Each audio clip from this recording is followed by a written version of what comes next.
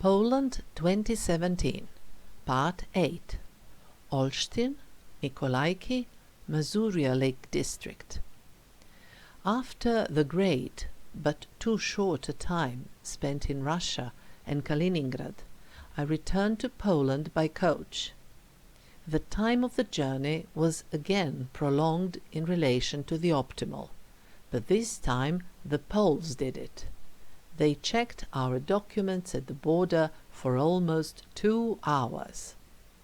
What was impressive, though, was that we arrived right on the schedule, way to go.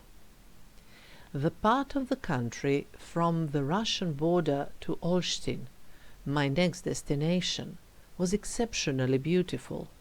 Mildly waving landscapes covered by vast grain fields, forests and meadows, where occasionally one may see free-range cows spending their days out in the open, eating fresh grass.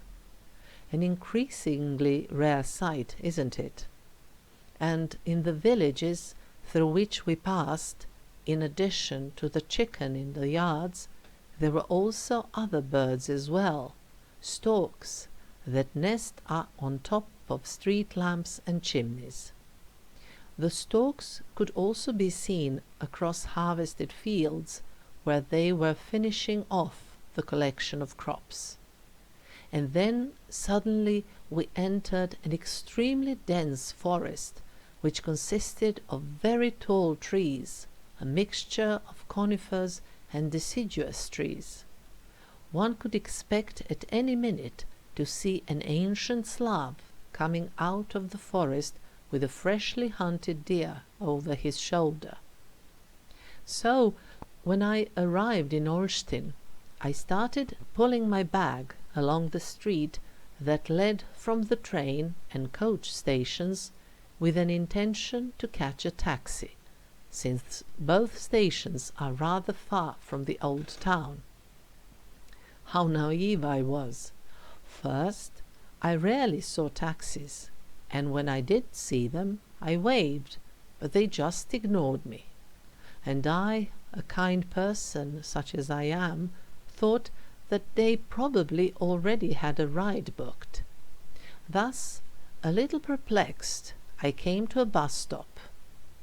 There I saw 2 women sitting there. They looked extremely shabby. One thin, hardly had any teeth in her mouth. The other a little plump, and was just rolling her cigarettes.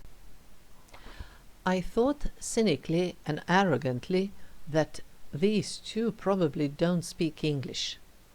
But I had no choice, so I started asking them any way I could which bus went to the center. I could see that they were not certain, so I mentioned taxi, and I realized that one of them asked me if I wanted a taxi. Of course I wanted one.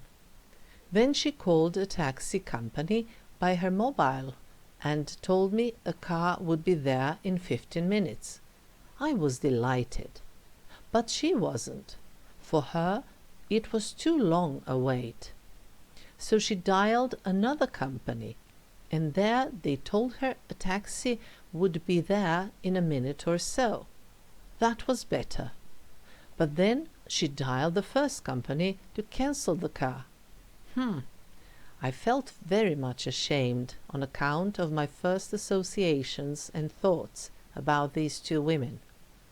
One should be very careful when traveling. Angels may appear in all sorts of unexpected forms.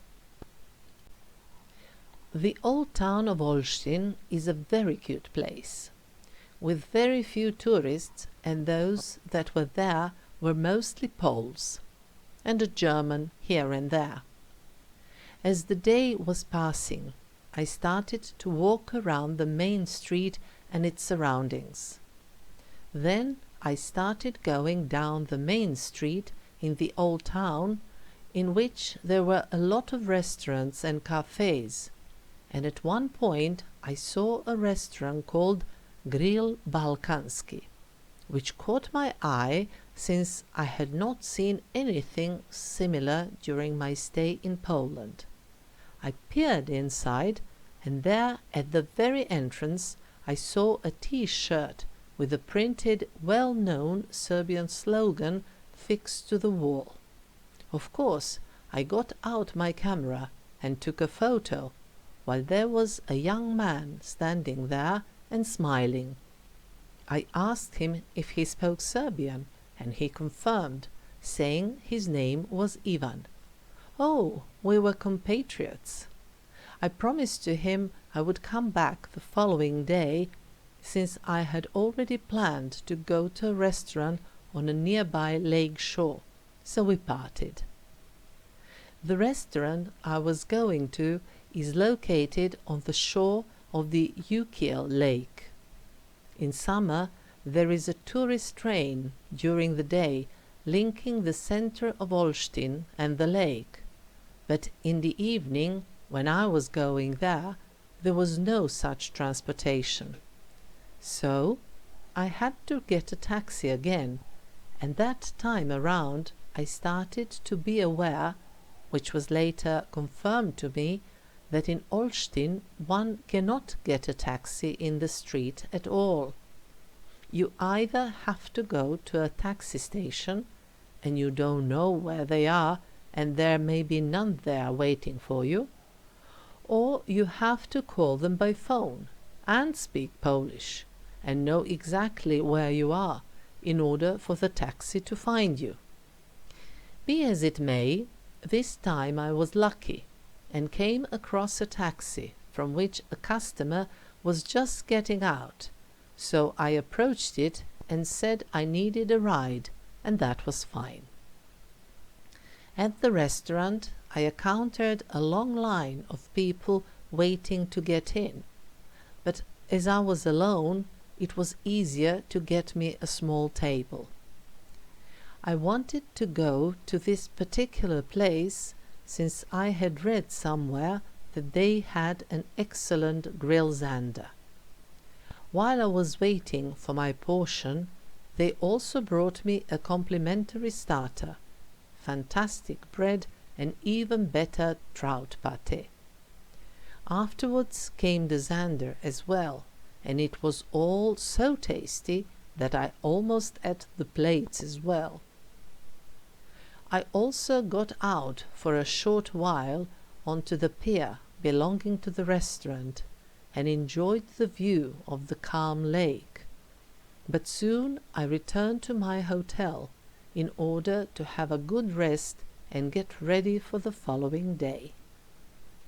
Although there are lakes around Olsztyn as well, in the direction of the town of Mragowo starts the vast region of Masuria, which is in fact a large area filled with Masurian lakes, a stunning region, and one of its epicenters is the place called Mikolajki.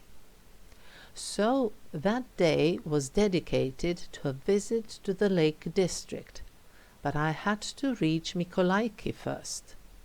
And there a logistical nightmare started.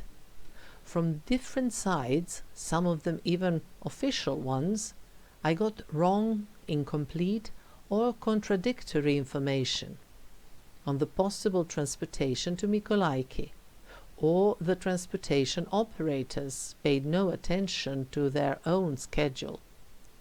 All in all, I eventually waited for 2.5 hours just to start with my trip, for which I was officially told that it would take 2 hours and 20 minutes.